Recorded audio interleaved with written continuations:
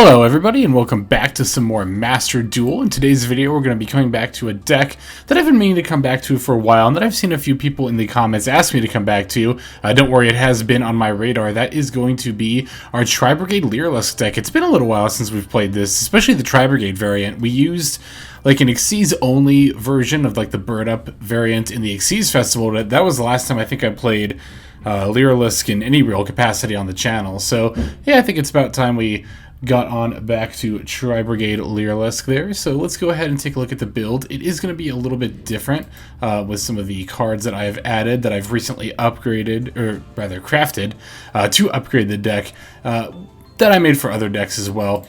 One of them is going to be 1-for-1. I originally crafted this when I was helping Birdman with his Bird Up OTK deck. And really, I should have just crafted it from the beginning. I mean, this card is obviously very, very good in this deck. It's got the ability to special summon any one of our birds from the deck. Most of the time, that's going to be our Cobalt Sparrow, so that we can get a search off of it. But sometimes it could be Nervall as well, if we need to get a link summon out with the Tri-Brigade monsters there. It can also set up our graveyard a little bit by sending a monster from the hand to the grave, which is also obviously going to be very, very nice. The other addition to this deck are my 2 copies of Forbidden Droplet. This is actually, I have only crafted 2 so far, and this deck is actually making me consider crafting a 3rd one, because Forbidden Droplet is particularly great in this deck. You'll notice we're not playing Infinite Impermanence anymore. Droplet is definitely much better because in a world where we're going second, we're more interested in stopping our opponents from their set up board than necessarily stopping their board, because we're really just trying to combo out ourselves, right? So we're looking to stop our opponent's heralds, we're looking to negate their just other big, like an Emancipator board, we could potentially negate some of those.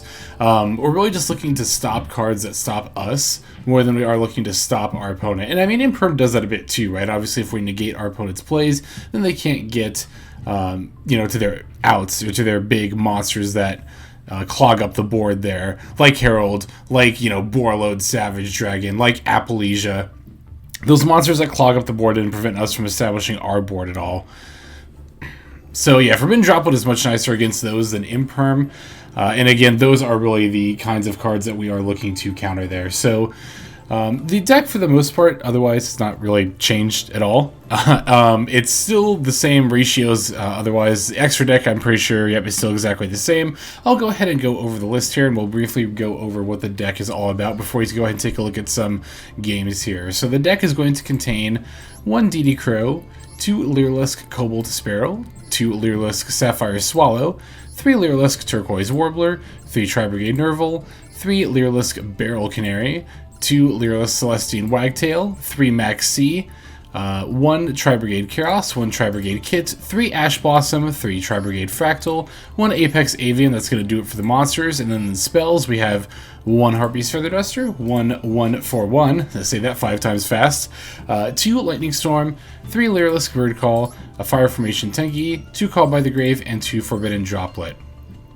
And then down here in the extra deck, we've got the number F0 Utopic Future, 2 Lyrilusc Recital Starling, 1 Lyrilusc Assembled Nightingale, 1 number F0 Utopic Draco Future, 1 Lyrilusc Ensemblue Robin, 1 Downerd Magician, 1 Divine Arsenal AA Zeus Sky Thunder, 1 Sulmon Great Almirage, 1 Ancient Warriors Oath Double Dragon Lords, 1 Tri-Brigade Ferrijit Baron Blossom, 1 Race Felgar Desperate Doom Eagle, 1 Simorg Bird of Sovereignty, 1 Access Kotaker, and 1 Tri-Brigade Shurig the Ominous Omen.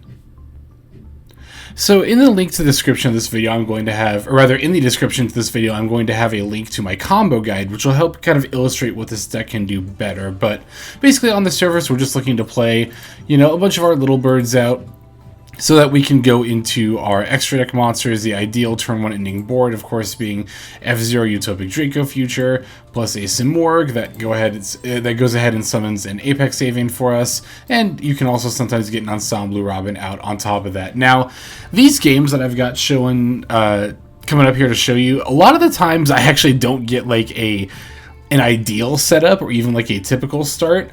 When I was playtesting this iteration of the deck, I ended up with a lot of weird hands, but in a way I really like these games to show off here, because I get to show what you can do with some kind of weird hands, because again, if you want to know what you can do with a, good opening hand like Warbler plus Cobalt Sparrow, those two uninterrupted. Like, again, you can refer to my combo guide to kind of show you exactly how that plays out in the end board you can set up with that. But obviously it's a bit different when our opponent throws some wrenches into our plans with like hand traps, or again, we open kind of a weird hand where we have to like start with like a Beryl Canary play or something. And that happened to me a lot in these upcoming games from what I remember, but yep, so as far as like the spells themselves, I think this is fairly standard. I like the 2 Lightning Storms and the 1 Harpie's Feather Duster in this deck. It really helps going second, especially against back row heavy decks.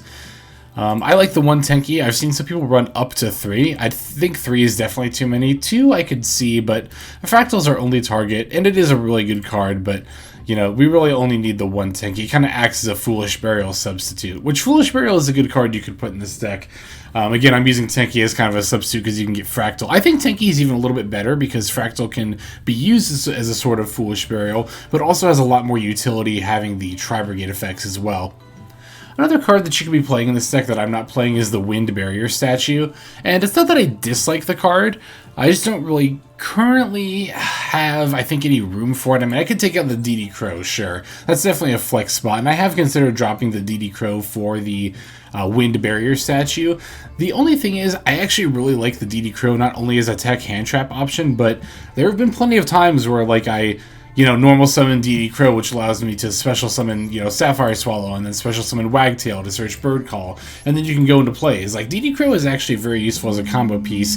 Being a level 1 winged beast, it's also searchable by stuff like Recital Starling. So, yeah, that's pretty much all I've got for the deck here. I've got another deck profile, rather, if you'd rather take a look at that as well. I'll go and throw the link to in the description for that too, but yeah, without further ado, let's go ahead and take a look at some of these games that I've got here. Okay, here is the first of these replays. This one is going to be against a Sulmon Great deck, which I haven't played against a whole lot. I actually did almost come back into Yu-Gi-Oh! When that Sulmon Great structure deck came out, because I was like, well, it's a cheap structure deck, you just need a few other cards to add to it, but I ultimately didn't. So, as you can see, like I mentioned here, we actually end up with a kind of a weird opening hand. So, I'm going to use the Lyrilusc Bird Call to actually quote-unquote foolish, the Cobalt Sparrow, so that I can bring it back with Beryl Canary. Then I'm going to add the Sapphire Swallow to my hand, and then go into the Recital Starling to keep making plays from there. Admittedly, I probably should have added something else. Like, I probably could have added a Nervall or something, but I wanted to set up this Wagtail as well. Mostly so that I could ensure that I had plays next turn if I needed to, because I knew my opening hand was going to be wonky. Well, and the other reason I didn't go for Nervall too is that because I had to start with Beryl Canary, I'm locked into Xyz monsters for the turn. So, important thing to remember when comboing with this deck is that, yeah, if you special summon Beryl Canary for the rest of the turn, you can only use Xyz monsters. So, ideally, you would use Beryl Canary right at the end to make Ensemblue Robin after you've already summoned your Simorgh, but with this hand, I kind of had to use it right at the beginning. So, I'm still able to go into Utopic Draco F0, which is a great card to start off with, even by itself.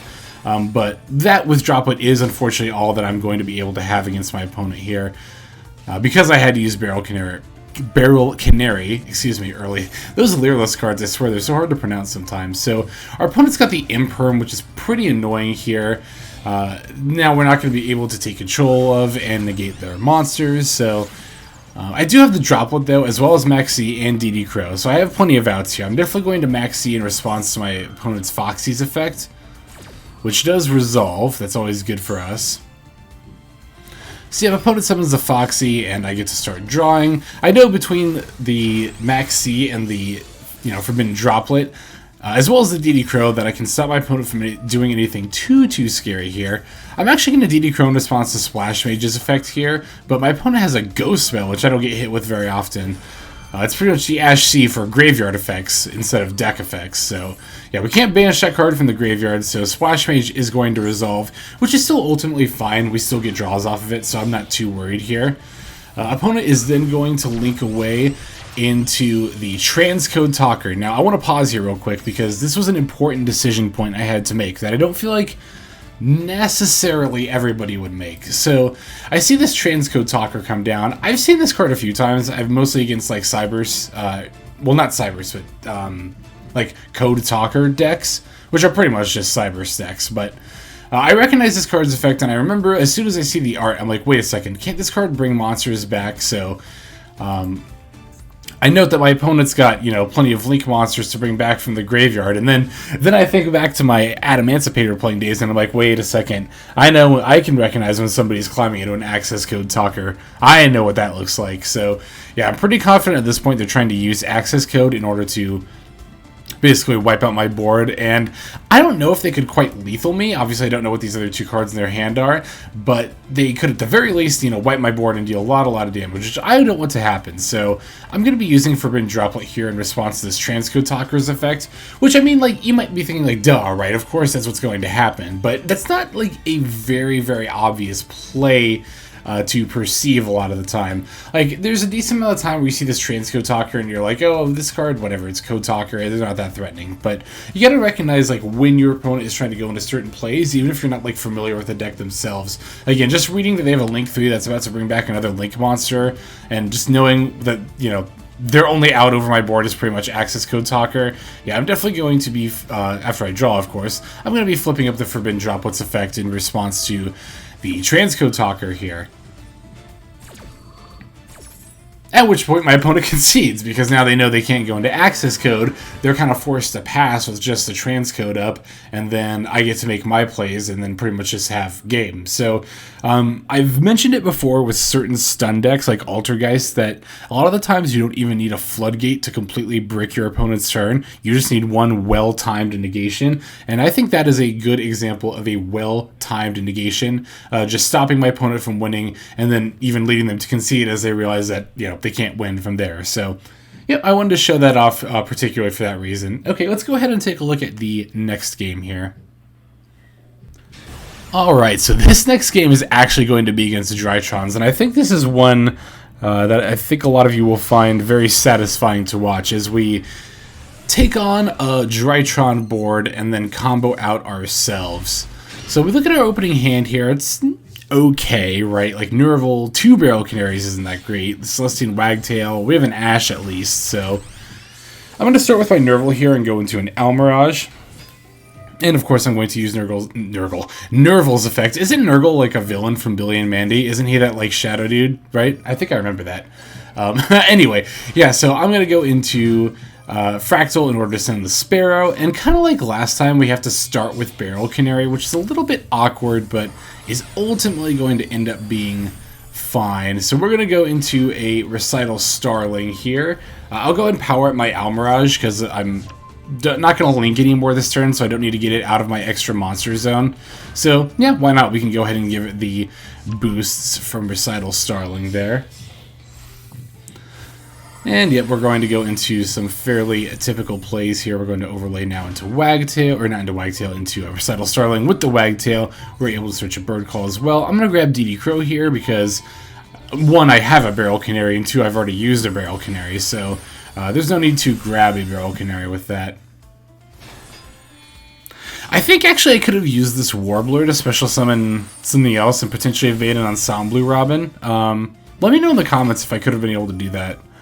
I feel like that might have been possible here. No, here's where it was. That's right, I have to talk about this misplay here. I totally, like, botched that Lyrilusc bird call. So this is, I had a feeling that was coming up in this game. So yeah, I want to talk about that for a second. So I completely misclicked on that bird call. That was totally my fault. Like, I clicked Wagtail, or not Wagtail, Turquoise Warbler. And then I realized, like, because my brain, I was thinking, like, oh, I want to use this bird called a special Warbler, which caused me to brain fart and then search for Warbler.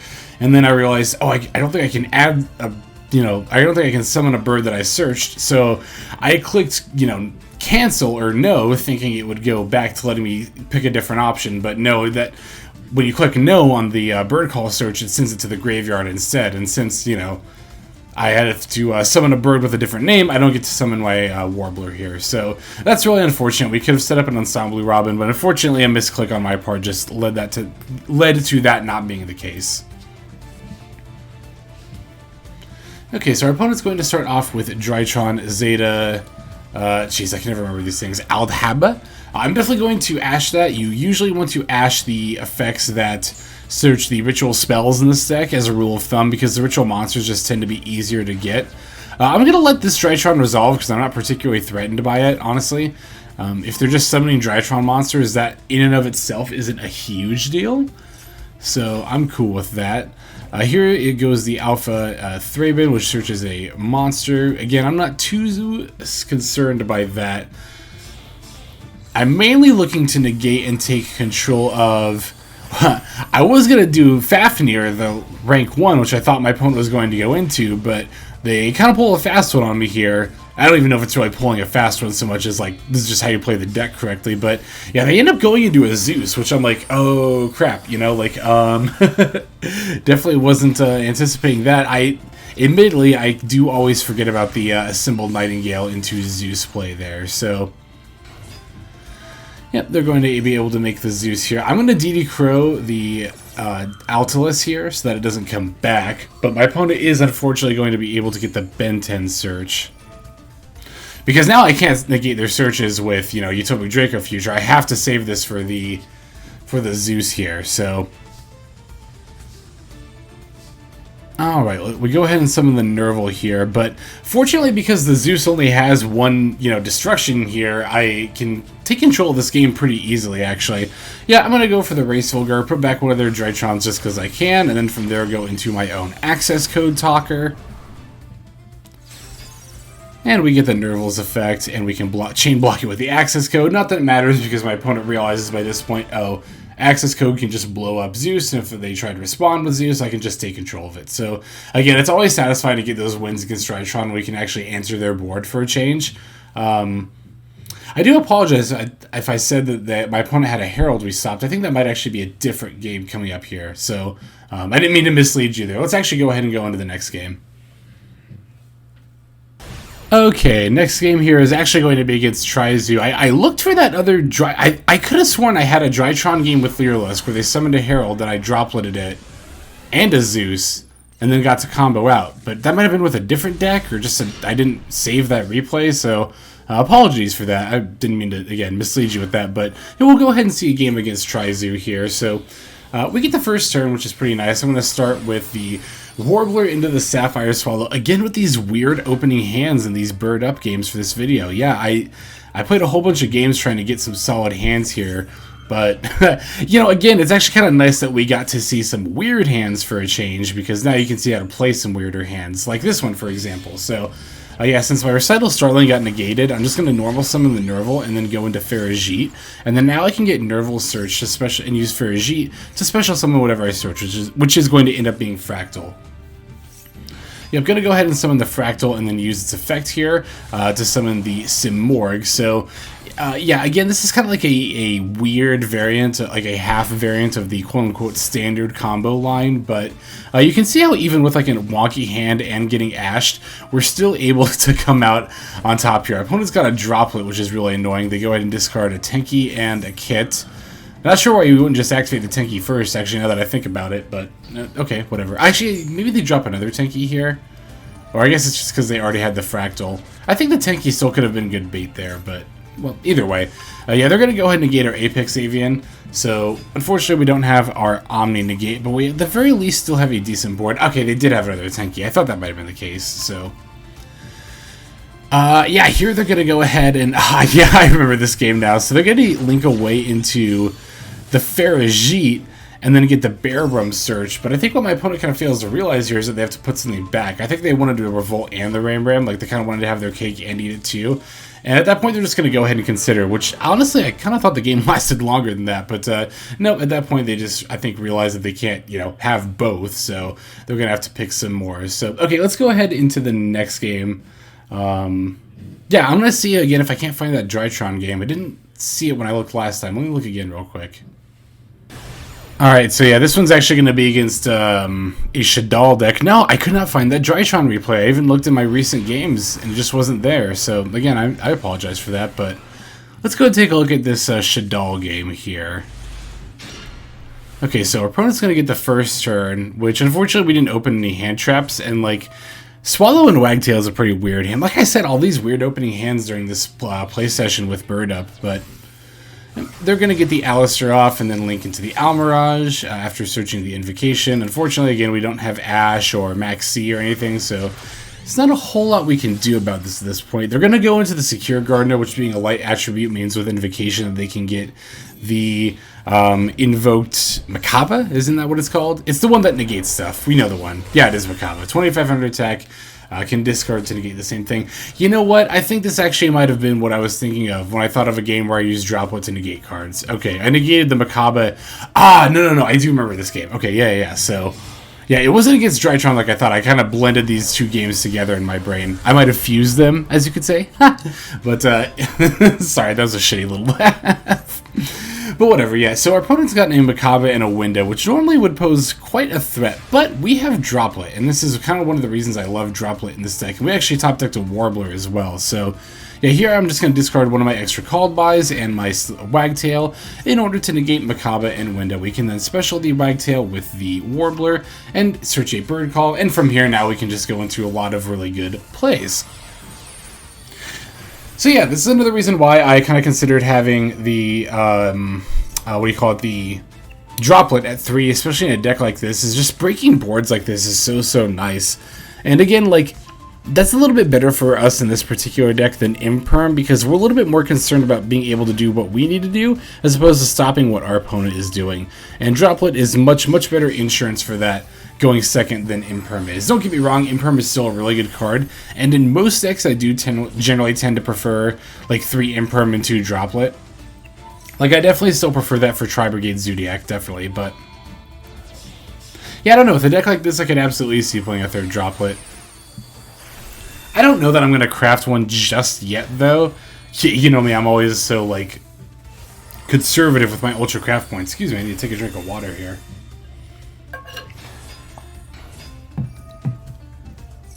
Yeah, me ever trying to be, fiscally responsible with my Ultra Craft points. I haven't quite committed to the 3rd Droplet to crafting it yet, because I don't really have another deck that I plan on using it in at the moment. Again, I could use a 3rd one in Tri-Zoo, but I actually think 2 is better than 3, so. But yeah, as you can see, since we were able to stop our opponent from stopping us in turn, yeah, we're able to get a more or less full comboed board here. We can even weave in the access code since we're going second, and then blow up our opponent's board for lethal, which they recognized and then went ahead and conceded. So yeah, again, that was the game I was thinking about where I used Droplet on multiple monsters to be able to make plays. Yeah, cool. Let's go ahead and take another look at the deck here and end it off. Alright everybody, thank you as always for watching, especially to the end. I super duper appreciate it.